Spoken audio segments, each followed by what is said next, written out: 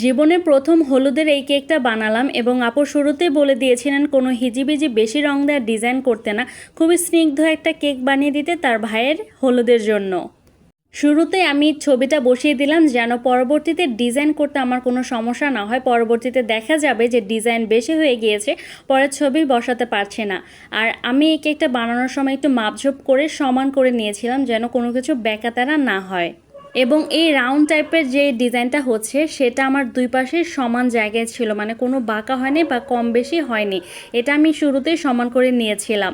আর যেহেতু এটা আমার একদমই জীবনের প্রথম বানানো কেক, মানে এর আগে হলুদের আমি অনেক কেক বানিয়েছি যেগুলো হলুদ ছিল এবং আর্টিফিশিয়াল ফ্লাওয়ার দিয়েছিল এবং অরিজিনাল ফ্লাওয়ার দিয়েও ছিল, কিন্তু এই কেকটা ছিল এরকম ডিজাইনের। আর আপু শুধু গুগল থেকে নামিয়ে একটা রেফারেন্স পিকচার দিয়েছিলেন, কিন্তু এটা আবার অন্যরকম ছিল। আপু বলেছে আমার মন মতো যেন একদম করে দিই, তাই ভাবলাম এই ডিজাইনটা করে দিই। আর উপরে যেই কার্ডটা দেওয়া, মানে